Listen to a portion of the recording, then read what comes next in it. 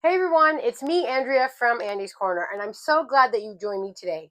So today's episode is the introduction to the bulk of what the Bible is about. Well, not really, but it's the introduction to the family of the Israelites. So yes, we know the Israelites come from Abraham, and Abraham was promised this son that took, I think, 25 years to actually be born.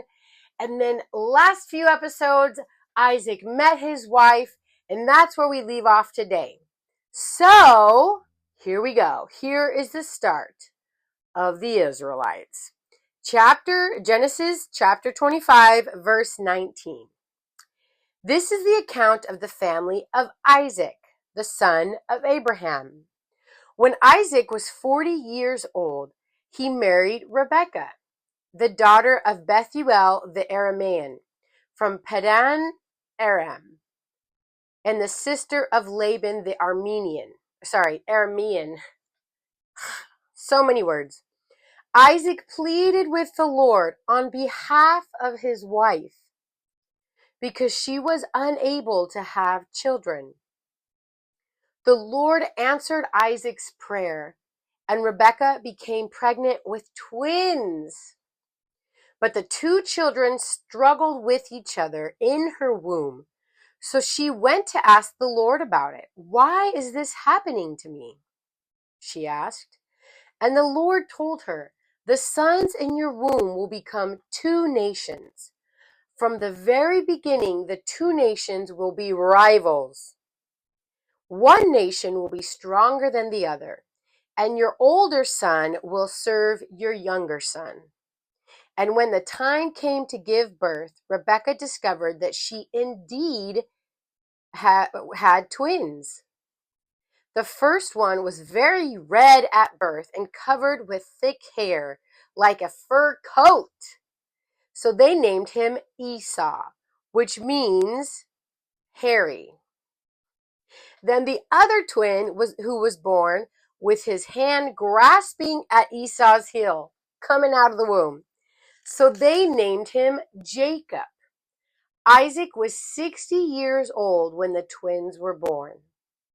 Okay, so that's the end of our story today. But what are some of the things that sticks out to you? For me, the thing that sticks out to me first is I love that Isaac pleaded on behalf of his wife.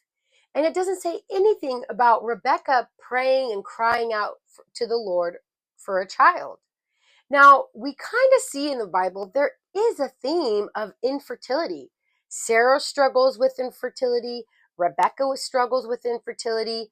You'll see Rachel struggles with infertility. Hannah struggles with infertility. And I think there's more. There's so many things. So that's a very common thing. And I think what God shows us in every situation is that He is the giver of life. He opens and closes wombs based on His desire and His will.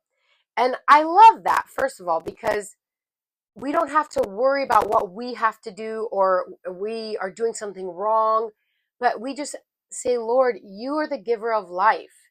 Show me what I need to do, if I need to change anything or do something so that I can have a child. And He will show us, and He has the ability to make us pregnant if He wants to.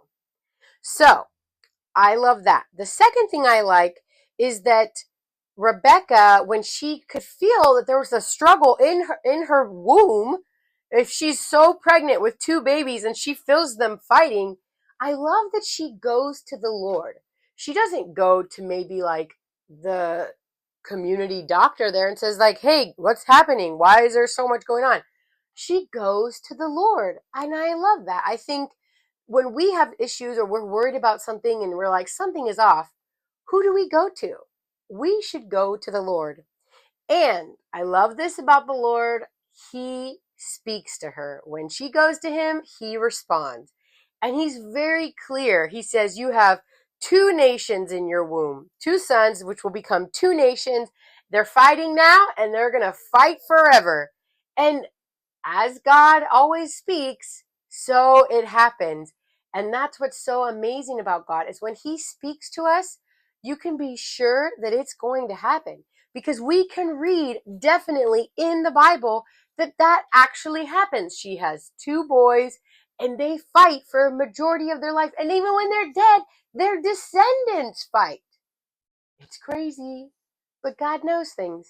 Actually, he knows all things. So that's for that section. And then we go on to where the kids, the boys, they grow up and they get older. Oh, something else that stuck out to me, which actually is a very common theme in the Bible, and we've already seen it once. Yes, we've seen it once already. So one thing he said is that your younger will serve, the older son will serve the younger son. One nation will be stronger than the other. It happens so many times in the Bible that the younger son actually becomes ruler over the older son, and the older son serves the younger son. It happened with Ishmael, where the blessing actually went to Isaac, who's technically the second born son. And, Ishmael was the firstborn son, but the blessing went to the second son. Here he says the second son will be master over the firstborn son, and that's what happens in their nations. That's what happens. Then we see it again with Joseph and his boys. We see it, I'm just trying to think. I can't think of anything else off the top of my head.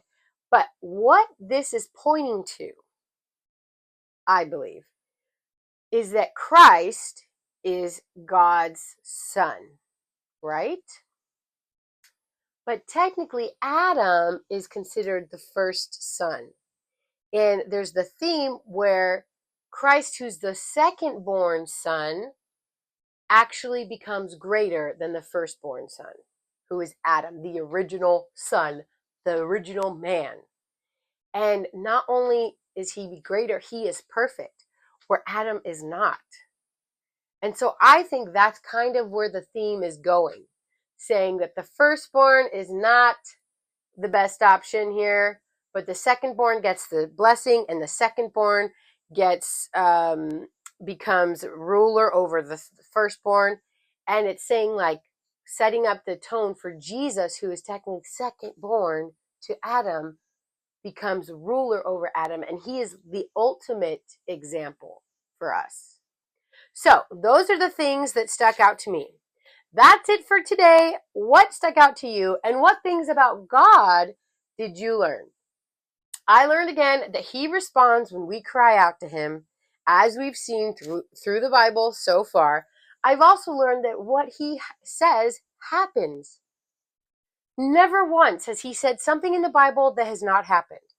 And that, my friends, is trustworthy. So that's what I learned. I hope you learned something today, and I will see you later as we learn what happens when the boys grow up.